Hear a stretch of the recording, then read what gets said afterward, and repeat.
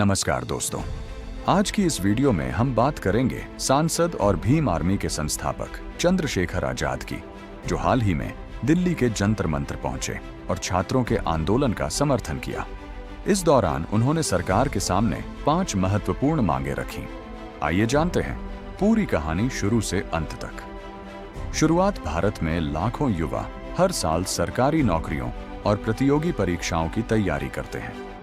वे दिन रात मेहनत करते हैं, परिवार की उम्मीदें अपने कंधों पर लेकर आगे बढ़ते हैं। लेकिन जब बार बार परीक्षा रद्द होती है, पेपर लीक की खबरें आती हैं या भर्ती प्रक्रिया में देरी होती है, तो सबसे बड़ा नुकसान उन मेहनती छात्रों का होता है। इन्हीं समस्याओं को लेकर कई छात्र दिल्ली के जंतर मंतर पर शांतिपूर्ण प्रदर्शन कर रहे थे।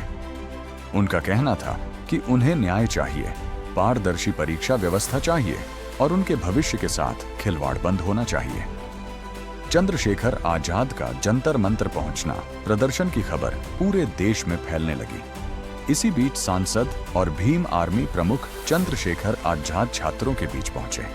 उन्होंने छात्रों से मुलाकात की, उनकी समस्याएं सुनी और कहा, देश का भविष्य युवा है। यदि युवाओं के साथ अन्याय होगा तो देश आगे नहीं बढ़ सकता। उन्होंने प्रदर्शन कर रहे छात्रों का समर्थन करते हुए सरकार से तुरंत कार्रवाई करने की मांग की। पहली मांग, शिक्षा मंत्री का इस्तीफा। चंद्रशेखर आजाद ने कहा कि यदि लगातार परीक्षा व्यवस्था में गड़बड़ियां हो रही हैं, तो इसकी जिम्मेदारी तय होनी चाहिए। उनका कहना था कि शिक्षा मंत्रालय को इसकी नैतिक जिम्मेदारी लेते हुए जवाब देना चाहिए और यदि व्यवस्था विफल रही है तो शिक्षा मंत्री को इस्तीफा देना चाहिए। उन्होंने कहा कि जवाबदेही तय किए बिना व्यवस्था में सुधार संभव नहीं है। दूसरी मांग, पेपर लीक की निष्पक्ष जांच।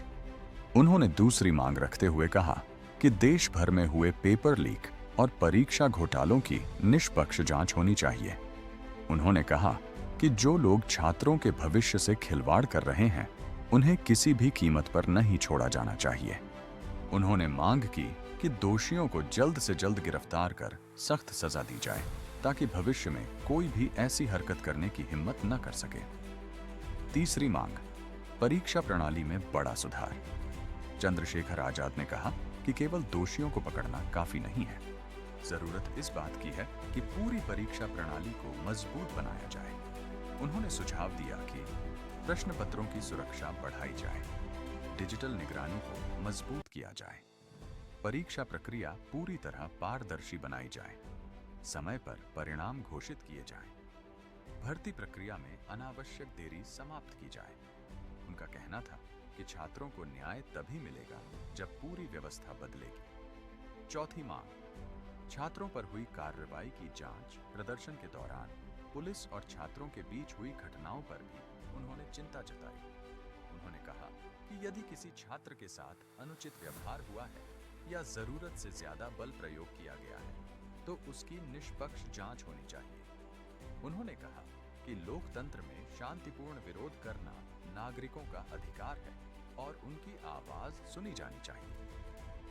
पांचवी मांग, छात्रों से बातचीत। चंद्रशेखर आजाद ने सरकार से अपील की कि छात्रों की मांगों को नजरअंदाज न किया जाए। उन्होंने कहा कि सरकार को छात्र प्रतिनिधियों से बातचीत करनी चाहिए और उनकी समस्याओं का समाधान निकालना चाहिए। उनका कहना था कि संवाद ही लोकतंत्र की सबसे बड़ी ताकत है। छात्रों को क्या संदेश दिया? अपने भाषण में उन्होंने छात्रों से कहा, अपनी लड़ाई संविधान और कानून के दायरे में रहकर लड़ी। शांतिपूर्ण आंदोलन की ताकत सबसे बड़ी होती है। उन्होंने युवाओं से पढ़ाई जारी रखने और हिम्मत न हारने की अपील की।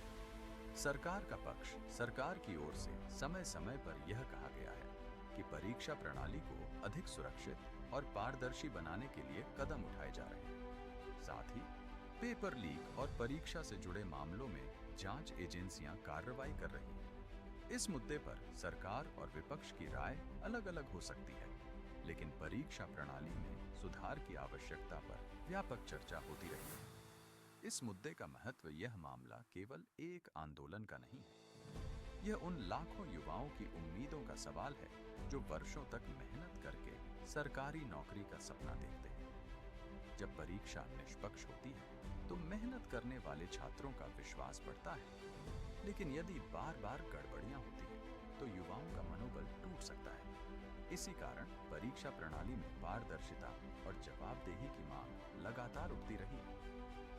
निष्कर्ष दोस्तों, जंतर मंतर पर चंद्रशेखर आजाद द्वारा रखी गई 5 प्रमुख मांगें थी। शिक्षा मंत्री की जवाबदेही तय हो और इस्तीफे की मांग, पेपर लीक मामलों की निष्पक्ष जांच, परीक्षा प्रणाली में व्यापक सुधार, छात्रों पर हुई पुलिस कार्रवाई की जांच, सरकार और छात्रों के बीच सीधी बातचीत। इन मांगों का उद्देश्य उनके अनुसार छात्रों के भविष्य की सुरक्षा और परीक्षा व्यवस्था में सुधार सुनिश्चित करना है। दोस्तों, इस विषय पर लोगों की अलग अलग राय हो सकती है। लोकतंत्र में सभी पक्षों को सुनना और तथ्यों के आधार पर अपनी राय बनाना महत्वपूर्ण है।